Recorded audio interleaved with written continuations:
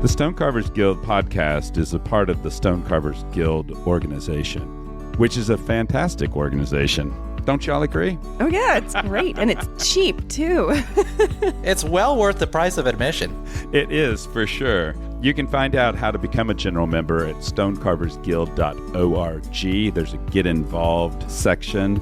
And I've been a member of the Stonecarvers Guild since its inception.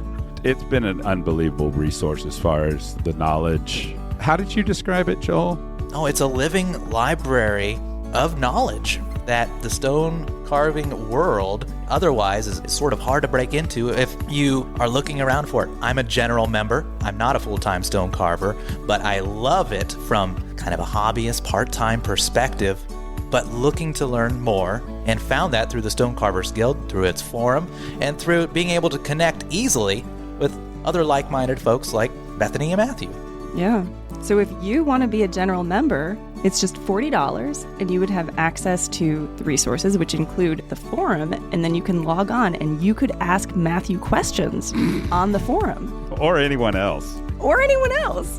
And also there's the annual meeting, which I just love because once a year, getting together and sharing stories is an unbelievable experience. And that's something that's also available to general members.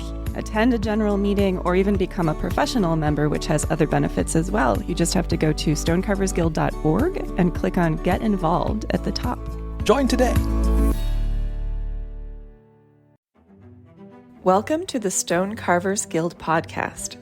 Here you will meet a variety of carvers working throughout North America. Drawing on our collective experience, we seek to share knowledge about this ancient art and to do our part to ensure that stone carving will play an important role in built environments for generations to come. So whether you are an experienced carver, new to the craft, or just curious, put on your safety goggles, open up your mind, and welcome to the workshop. I think it's so interesting how this is such a small world of specifically cathedral stone carving in the United States, right? Like, so you know everybody on a first name basis. Yeah. And then just to know that there is these interesting, such strong personalities involved at the time that these four guys, all were working in their respective areas. It is just interesting to hear that, and then to hear them come together, and they were all very supportive, and they're part of the Stonecarvers Guild. Well, that's very true, supportive yeah. of like teaching the next generation. And in this part 2, they get a little bit more into the complementary of like how Texas carved stone did it, about how things are shared rather than the classic saying by Walter. Yeah, you have to steal it. It's a craft that's stolen, not taught. It's interesting, and it's almost like there is a desire of like, oh, how could we have done that differently, or something like that. I don't know, but I love it. Yeah. What did you learn?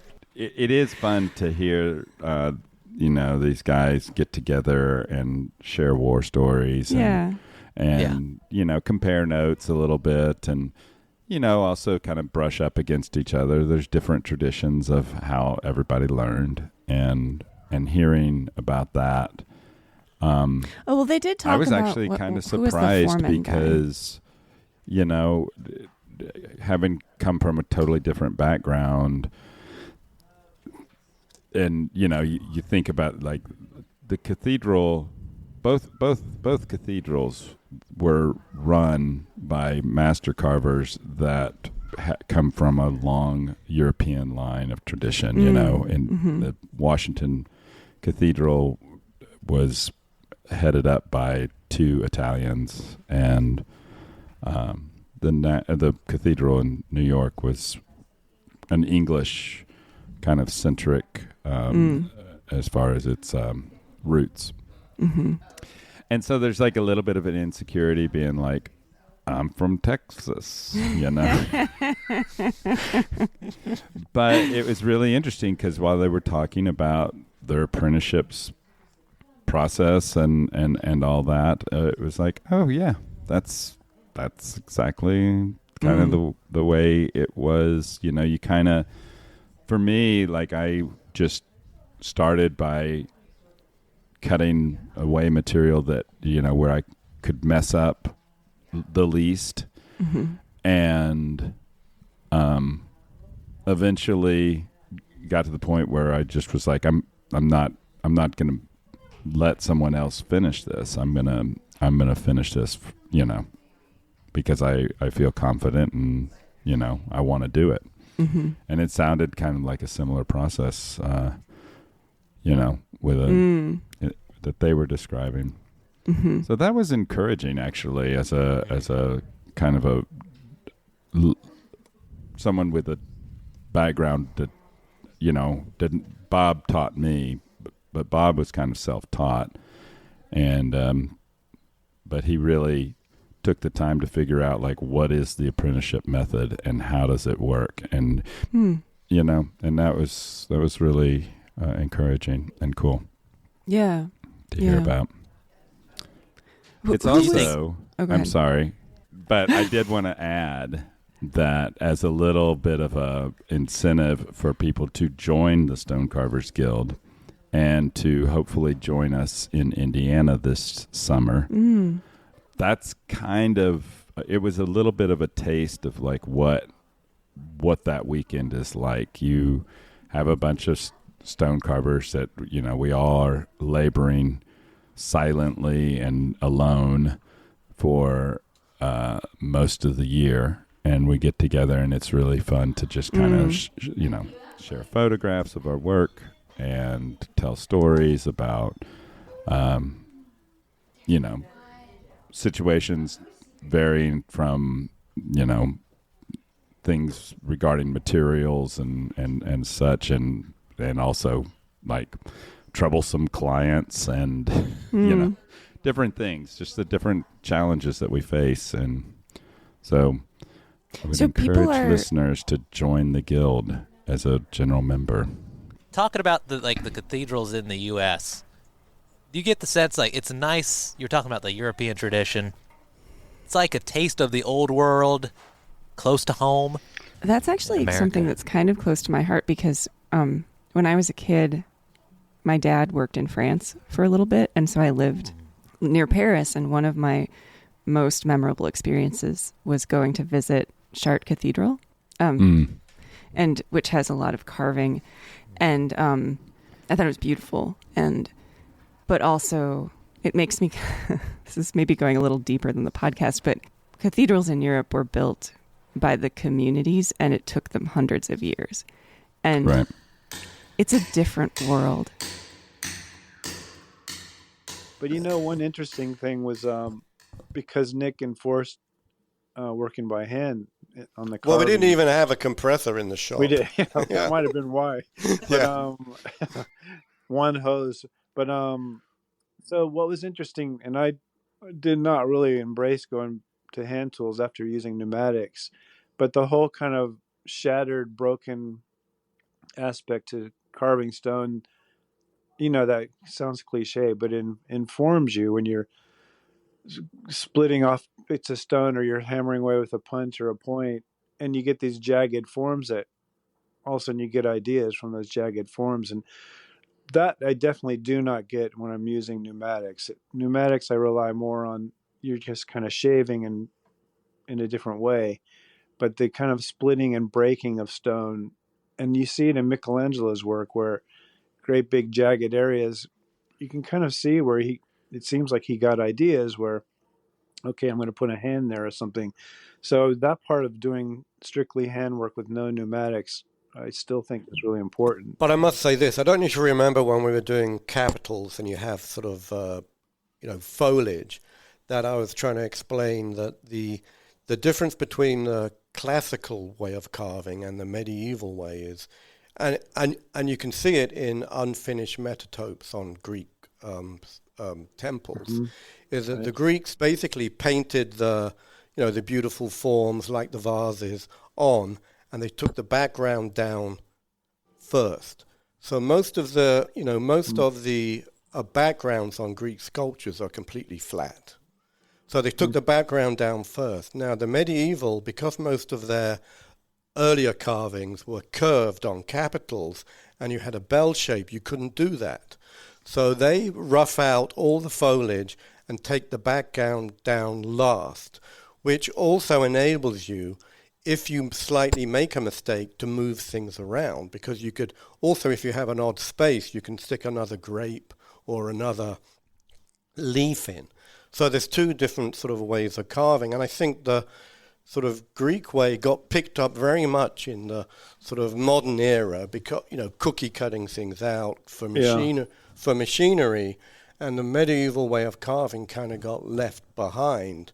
But that's the best way to work capitals if you're doing freehand, because it's very easy to move things around, because you're not committing yourself by undercutting and cutting the background.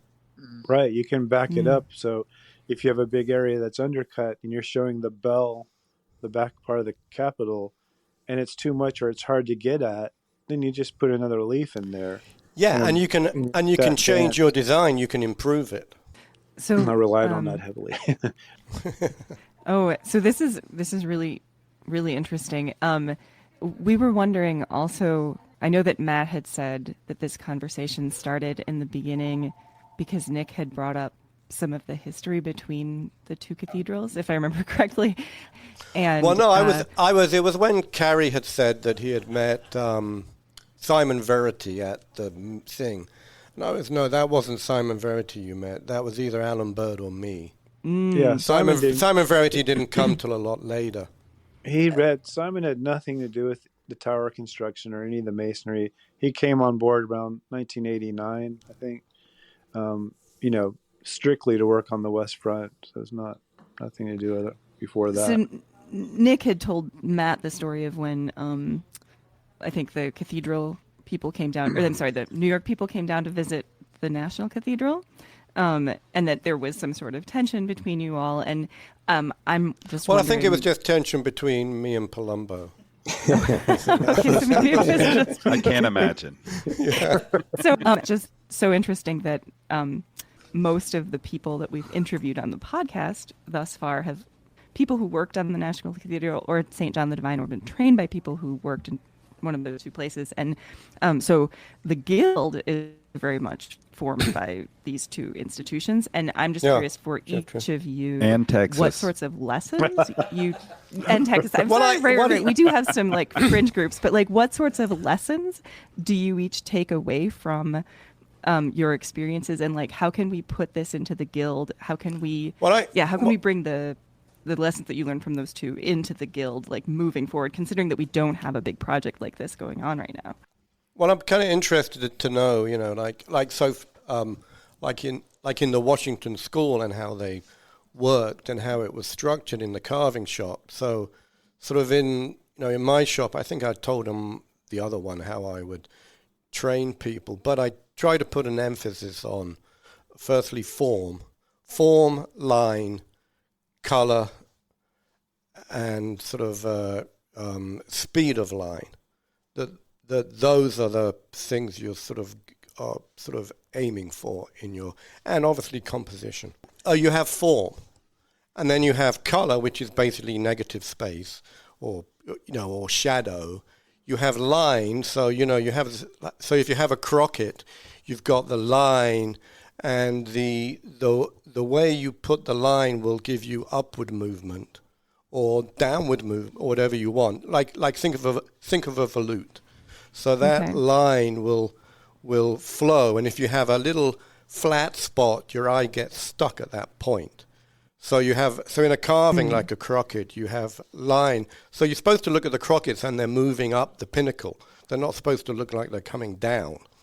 You also, and that can be speed of line. So speed of line, like a volute, it gets faster and faster and faster.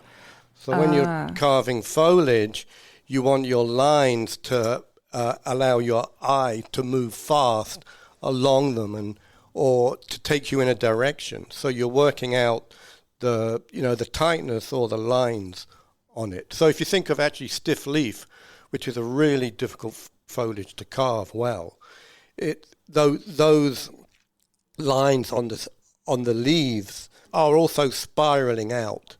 So you have to think of them not just as a volute, but a volute spiraling. And so that you're looking at the carving not just from a front view.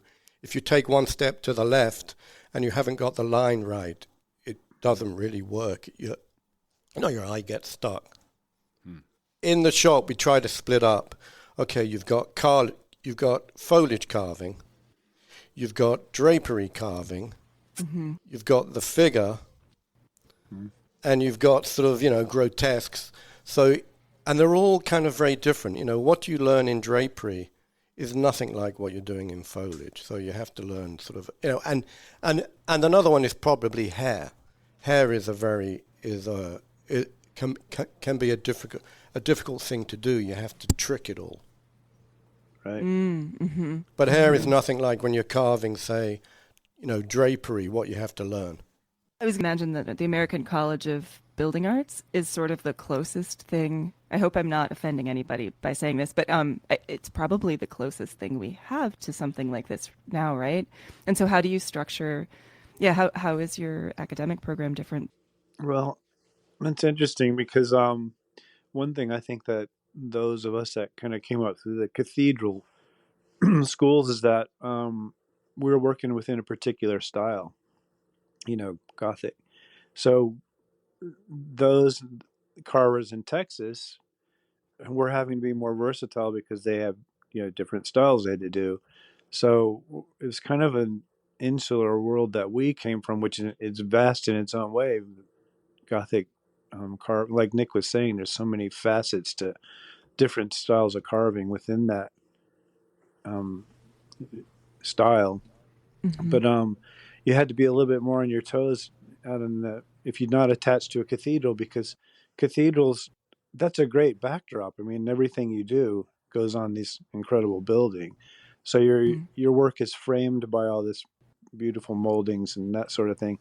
But you don't have that when you're out on your own. And that was a real cold slap in the face for me. Is you do a statue, and it stands out in the grass or some, without that cathedral in the background. I was like, "Where's my cathedral?"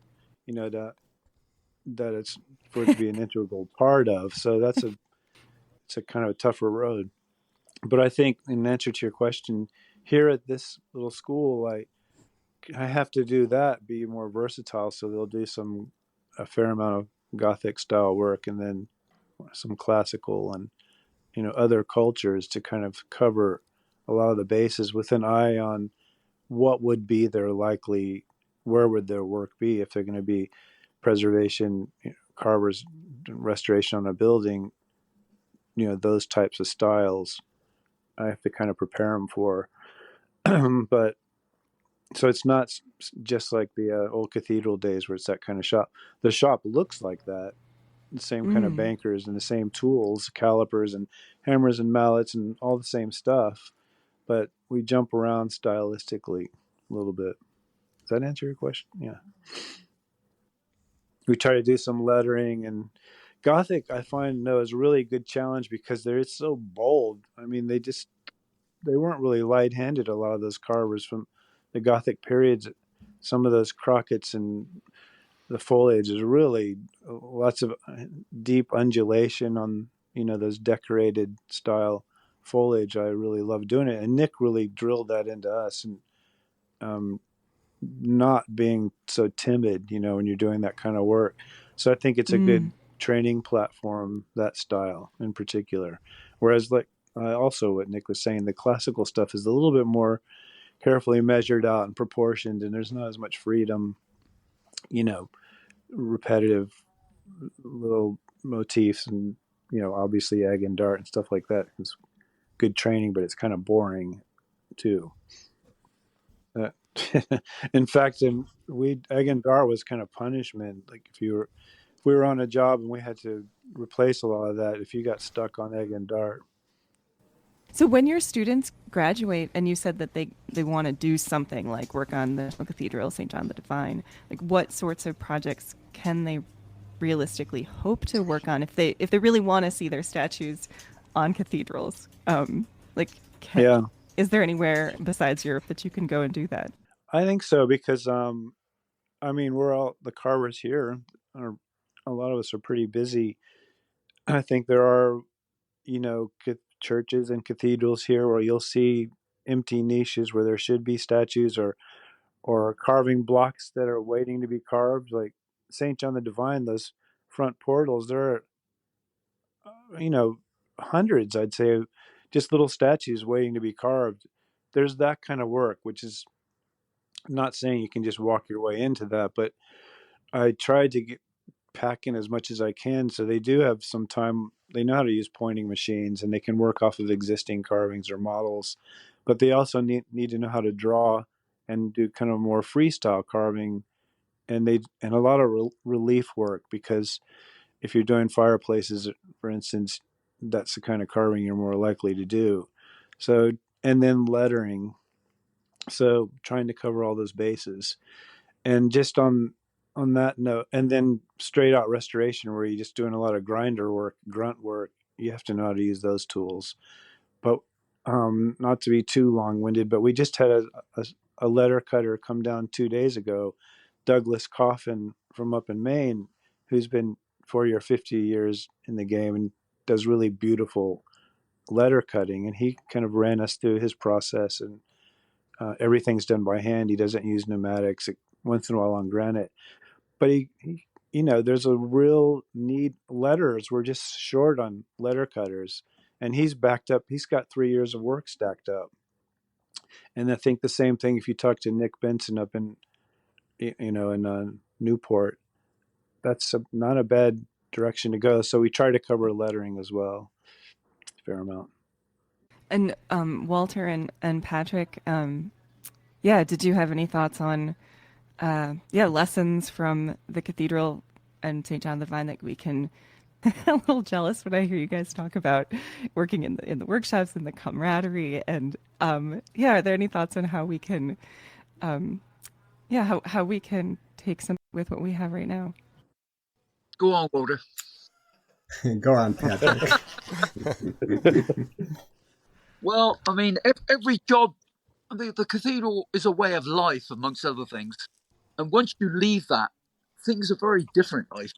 Once you get out into the sort of open world of any business, it's not going to be the same by any means. And so you've got to think for yourself a lot more once you get away from the cathedral, because the cathedral was very structured. You were told virtually how to do things, what to do. They didn't like you to get off the beaten track too much. And once you leave the cathedral, everything is completely the opposite. So that's what I found anyway. Yeah, that makes sense. It's like The Apprentice's pillar then, Patrick. You know that story? Yeah, that's it. Yeah. It's a chapel in Rosslyn Chapel. Remember, Joseph, we went to visit it? Yeah, you wanted to put me under that column. Yeah, that's a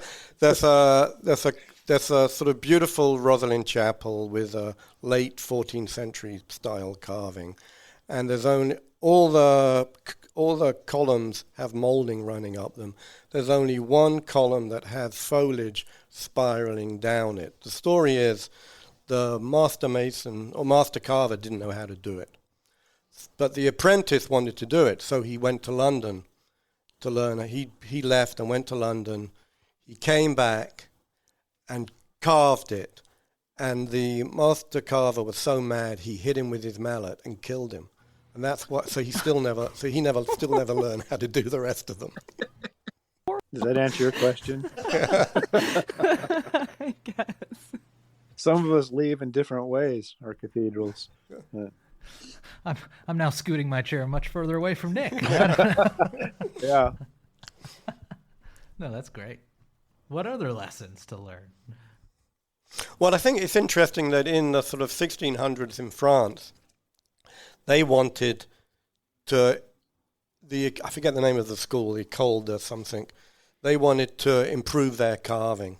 So all that beautiful French statues done under the Louis. So they went to Italy to find out how they trained them. And what they came up with, they came back, and the way they figured it is doing life drawing. That all the carvers, if you're going to be carving statues, you need to do life drawing. I mean, that was one thing that at the cathedral, and Nick, the way he worked was you're constantly bashing the stone and drawing, smack the stone, draw. And drawing is such a big part of being a carver. Oh, you didn't listen to all the lessons then. What I was so if you're carving, and you're using the pencil all the time. So if you're carving hair and you've roughed it out and you've got all those lines, you don't want to be drawing them on because that's so time consuming. You want to be carving them without drawing them on. So the medieval carvers obviously didn't have pencils. Or the Greeks, when they're doing all that hair, they didn't have pencils. So you can do the rough shapes, and then you have to be able to do it without the pencil. So you save a tremendous amount of time. Well, you're still drawing it on. You're just drawing it with a chisel. Yes, exactly, yes. You just got to have the confidence to do it. Right. Yeah, but, come on, throw me a bone here. If you're carving some leaves and you draw on your leaf and you carve it down a bit, the drawing goes away, and with the new curve that informs how you draw it on and back and forth. But if your carving is smudged black from all your drawing, I guess that's really to be avoided. You could use a fixative though as well. It doesn't rub off. Right. Yeah. Well, okay. Still learning here. But in listening to y'all's story, it's made me realize that even though I didn't come up through a cathedral, at the time in Texas and at Texas Carved Stone, we did have that same sort of camaraderie, and just a constant, steady stream of work, and also, like Patrick was saying, the comfort of being told what to do daily. It's interesting to hear those similar, Yeah, I was telling Joel, I really did like Bob's attitude of like big emphasis on training people, and helping people, which I actually I really liked, and I did feel that when I went to the shop, there was a sort of camaraderie there between everybody. Yeah, the first week that I worked there,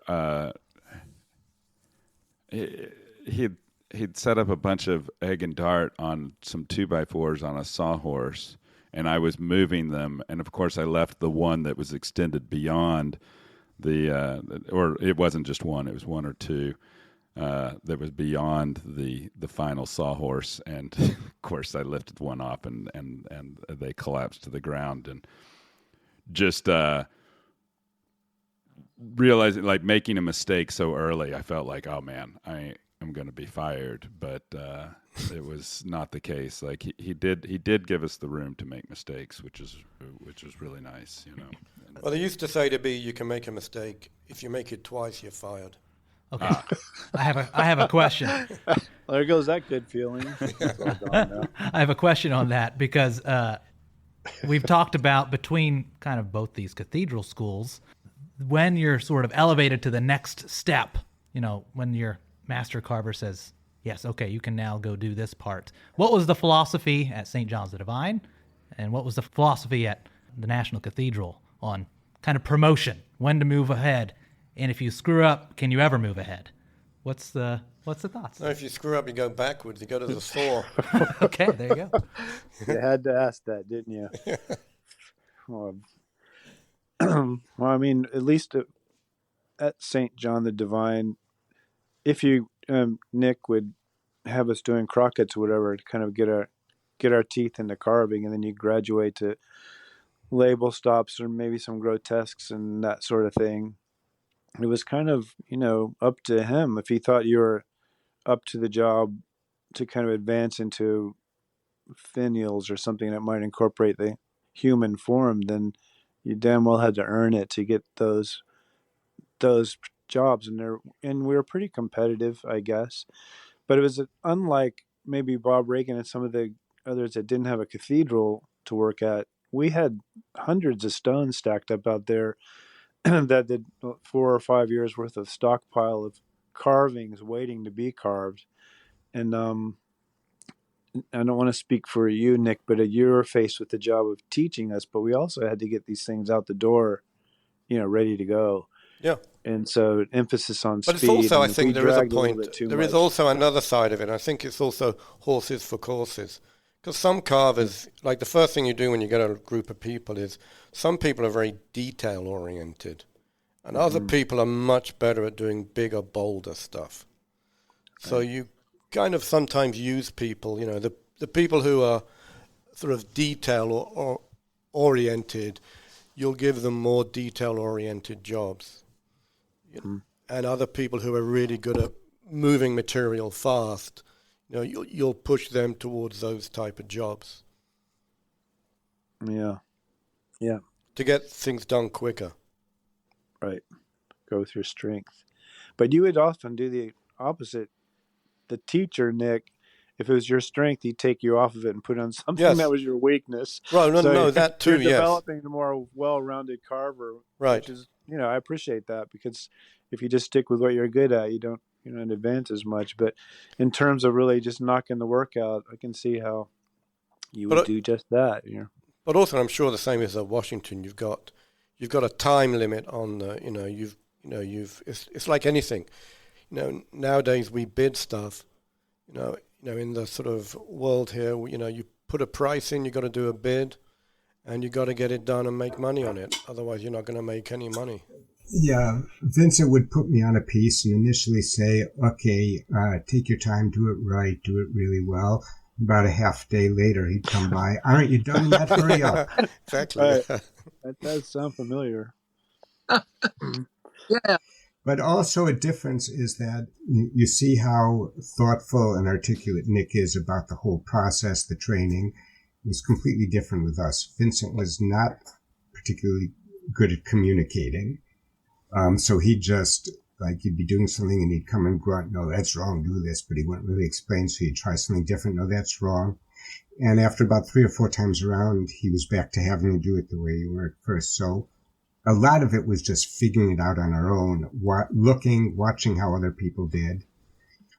They had a saying there that you don't learn carving, you steal it. You steal it from watching this person and that. So we were really sort of pushed to figure it out. We were also a much smaller crew, so we didn't have the luxury of a lot of different people who could specialize. Everybody got put on whatever had to be done that day. So, Walter, do you remember the canopies we worked on the West Front? You worked on one and I worked on one, I think.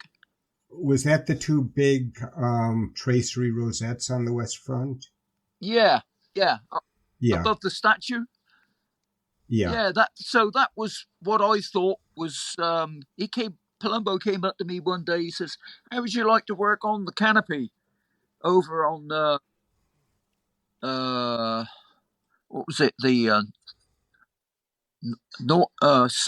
southwest, above the southwest door. And it was like January, it was freezing cold. And there was one box built around it. You had a ladder to climb up, and my only source of heat was a 100-watt light bulb and a giant beard, and that was called progress. That was called advance. A different time. Yeah, I remember when we were working in the tympanum inside that boxed-in thing, and we had one little electric heater, and Feller came in and said, oh, it's toasty here. And Vincent made a comment about how in the office, his office people all had little electric heaters under their desks. Backing up what Patrick said, we had, rather medieval working conditions often. Yeah, I went to a workshop in Yorkshire where I was at Weymouth College. I used to do block release at Weymouth College, the college that you went to, Patrick. Yeah. And there was I shared a room with this guy from Yorkshire, and I went to his workshop, and they had this long sort of hall where everyone had their bankers, and at the end of it was a fire, and the apprentice had to keep the fire lit, but he was at the furthest end from the fire, and everybody in seniority, the higher up, the closer you were to the fire. Right. Yeah. Right. Yeah. Didn't really add up, does it? I was lucky enough at St. John's we had a wood stove in the mason's shop there, And I was the country guy, everybody else's city. So I just got assigned keeping the fire going, but my banker was right next to it. I thought, this is a no-brainer, I'll easily keep that fire going to be 5 feet away from it. But I would like to speak quickly because I know it's come up. I've listened to all the podcasts, by the way. I think they're all interesting. I really do, all these different stories. But it's popped up about, certain teachers not giving unleashing information opposed to those that do. And I know that Bob Reagan is a generous teacher from what I hear. Yes. But that's also the case with, and I don't want to be overly complimentary to Nick. But Nick Fairplay did not hold back. I mean, you were constantly being, and if I misled this a little bit on my last podcast, I'm going to correct it now. This guy was on you every minute of the day, one way or the other. And if he started to leave you alone, that meant you're doing okay work. If you're getting a lot of attention, it meant there was a lot you needed to learn. And my brother and I would joke saying the worst thing you could expect from Nick Fairplay is when he come to look at your carving and say nothing.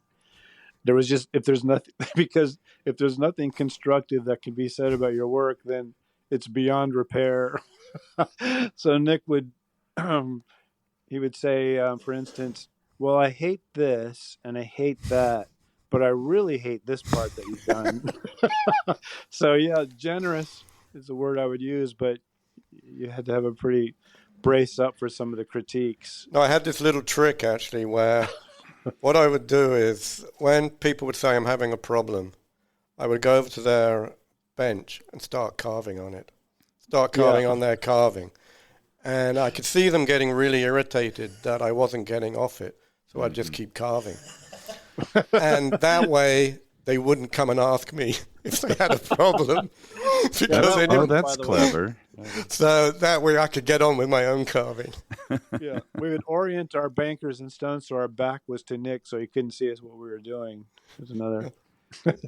Both when I was working in Italy and on the cathedral, so in each case working under Italians, the teaching method was basically pretty non-communicative, and every once in a while just come around and give you a dirty look and grab your tools and move more stone in a minute than you had done in 5 hours, and then just give you this look like, isn't it obvious?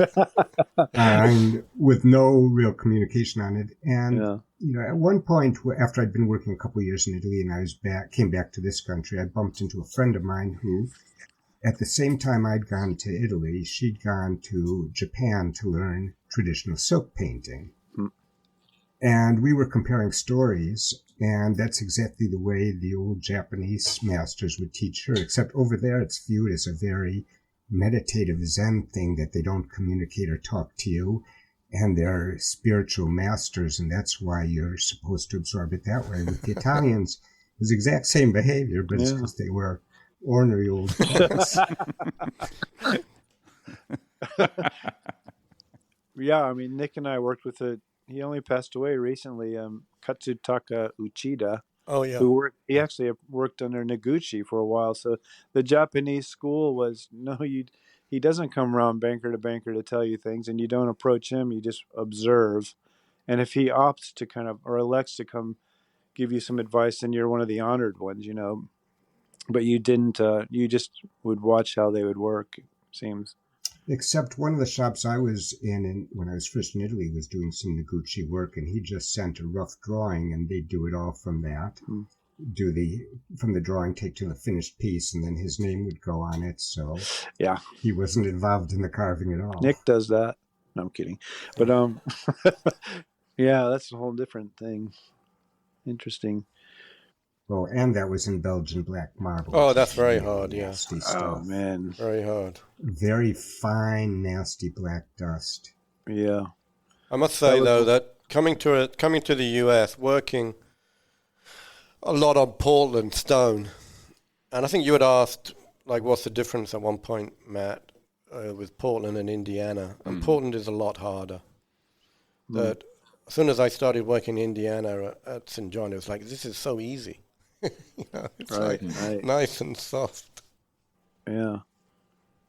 And it was even more so when I moved to Texas and was working with that. Yeah. Oh, yeah, yeah. It's like plaster. Yeah. It doesn't make it easier in a lot of ways. You have to be careful, but yeah, it was a lot softer. Yeah. I was shocked when I carved some Texas cream. It was, wow. Uh-huh. Like plaster, yeah, exactly. You don't even need a chisel. You don't need a mallet or an air hammer. No, we just use our eyes. Yeah. Give it a hard stare. The eyes of Texas. Yeah. Well, some of the granite carvers I worked with kind of gave us a hard time with our Texas cream. Oh, I'm sure. Why don't you use a butter knife? I'm sure. Well, I really appreciate y'all taking the time to talk with us about this. Our conversations in the workshop were the length of a cigarette. There's a certain code with stonecutters. We're comfortable conversing in short little, at least in the workshop, keeping it shorter. Oh, by the way, there was one thing they would say in Washington, that you'd have a specific model. You'd give it to 5 different carvers. They'd all end up with the same piece when it's finished in the stone, but each one would take a different path to get from the start to the finish. And none was right or wrong. They were all just, there are myriad different ways of doing the exact same thing. Yeah, that's actually true. They'd have, when I worked at Westminster Abbey, they'd have competitions like that, where, they'd have the banker masons would have, 2 jobs, and they would have people race them. And they're cutting by hand to see who would do it the quickest way, and they would, work out different techniques. I always remember one guy there. He said, "I bet he had people lay money down that he could make was it like a 2-foot piece of stone? He could make it 2'6" long." And I was like, "What the hell?" So they all sort of put some money down, and what he did was he made a chain, and when you release the links, it kind of came longer. Oh. Huh. And he got all the money. Good. Yeah, it wasn't a lot. Okay. Sort of trickery. Yeah. Right. Maybe 20 quid, Down the pub we go. For the liquid lunch. Well, it's good. It's good talking with all of you, and it's interesting to hear these stories, I think, from the different approaches to working, cutting stone on cathedrals, and so that we could do it. So when you're teaching there, do you use the 9 lashes whip or the 6? I don't give that information out. But, tongue lashing. Yeah, that's it. Tongue lashing. I'm sorry, but I revert back to Nick Fairplay. Certain things pop up. Having been on the receiving, I can hand it out as well. You've been listening to the Stone Carvers Guild podcast. We hope you've enjoyed this conversation, and we hope that you will find us online at stonecarversguild.org. There you can find photos showing some of the things that we discussed today, additional information about our guest, and if you're so inclined, ways to get more involved with the Guild and our ongoing activities. And of course, if you've enjoyed this podcast, we hope that you will subscribe and rate us on the podcaster of your choice. 5 stars, please. We'll be back in a month with a new episode, so until then, keep your hammer up and your chisel sharp.